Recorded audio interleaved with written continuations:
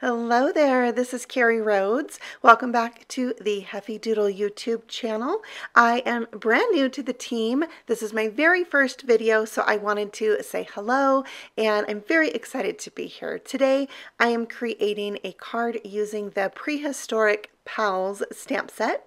I'm going to start with my background. This is the Stoney Maloney stencil, and I'm going to add some ink using this stencil onto a piece of white cardstock and Hickory Smoke Distress Oxide ink.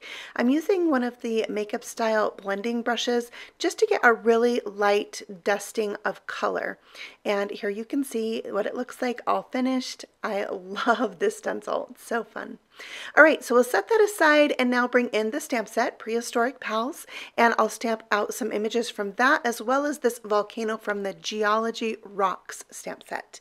Here are all the images I'll use. I'm going to stamp those out with some black Copic friendly ink, and I'm also going to stamp out some trees from this Dino Time stamp set in some colored ink. So I'm using some milk chocolate ink from Altenew for the tree trunk and some bamboo ink for the tree top. Now, when I stamped these out, they are brand new, so I had to ink them up twice. But when I inked them up twice, the paper moved a tiny bit, so the lines on my tree were not very crisp. So I'm going to go ahead and stamp that a second time, and that's why you'll see two of them on this next screen when I go to die cut them out. So I'm using the coordinating dies, and I'm going to tape them in place before running them through my super cute Heffy Doodle mini die cutting machine. I love this little guy. It is so perfect for my desktop. I usually kept my full-size die cut machine on my desktop, and it took up a lot of space. And you probably know when you're crafting, you need every single inch of your desk. So having this tiny machine has made me really happy. All right, I'm going to Copic color my images. So for the volcano, I'm starting out with my lightest color, E27, and just laying down where I want my darkest shadows to be, saturating the paper so it's easier to blend it out. And then I'll bring in my darkest color, E59. I'm going to have all the markers on the screen. This is actually my mid-tone marker. I have sped this up because I'm kind of a slow coloring person. I really just enjoy it. So when I'm coloring my images, I'm coloring for relaxation and enjoyment, and you get to see a little glimpse of that. I actually went over the volcano 2 times to really saturate those colors and get a good blend. Now for the house, I'm using some neutral grays, N1 as my lightest, N4 will be the darkest, and then I'm just going to blend that out with the colors in between and kind of keeping a center highlight on this image. So N2, blending that out. I had N3 also, N3, N2, and N1. And I really love this house. It really reminds me of a favorite TV show from when I was little, and it had these houses like this and the fun prehistoric characters. I loved it. So this had to be for my first card. So for Mr. Stoney, as I'm calling him, I'm coloring out his clothing with some red markers. And then for his hair and his beard, I'm using some darker N8 markers so he has black hair.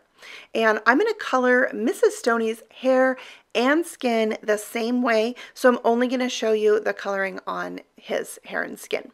So E33 for my lightest color on his skin, and then for the shadows I'm going to bring in my E34 and I'll just blend those back and forth. And now for their little dino pet, I'm using G14 as my lightest color. I'll bring in YG17 to add in some shadows, and I just go back and forth between those two colors, blending it out until I get the look that I want for this little guy. I left his scales white. They're just so tiny. I decided to leave it just as they were, but you could color those in even with like a darker green. That would look really good. All right, for her dress, I have some turquoise or light blue markers, and I just made an ombre look on her dress. And there's all the markers I used for all the coloring. You can freeze it right there if you wanted to get the exact colors. And now I'm going to add some highlights to all of these images using a white Jelly Roll pen. And then it's time to go ahead and die cut them out. So I am going to use my mini die cutting machine again. And I just wanted to show you that when I cut these images apart to put on the machine, I really like to tape them down to the paper as well as down to the plate, and then that really ensures they don't move, because I really don't like it when my dies move. When you spent all that time on the coloring, it's frustrating. So there's a little tip. Next, I decided to restamp the tree top because the one I used I felt was too big, and I wanted to use a shade darker of green, so I used Parrot ink, and then I laid it here on top, and I thought these trees would look really good layered up, so you could also do that.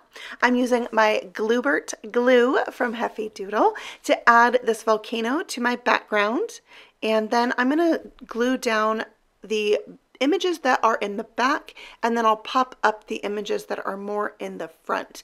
And this glue does give you plenty of time to scoot things around, because even right here I picked up the house and moved it again, so I had more of my tree trunk showing.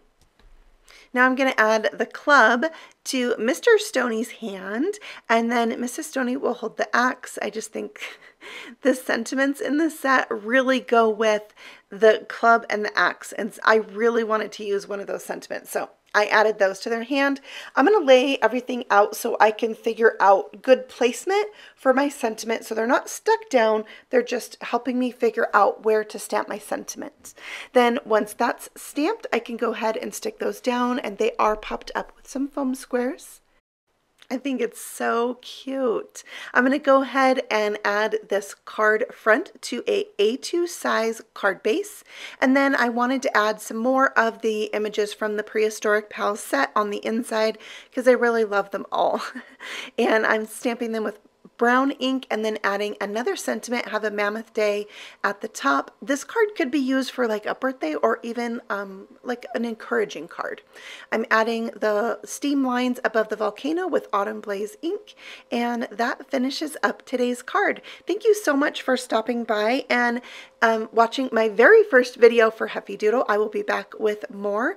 I have all the supplies I used listed and linked for you below. And if you're new to this channel, we would love for you to subscribe and ring the little bell. Then you'll know when Heffy Doodle has a new video. I will see you all back here very soon. Happy stamping. Bye.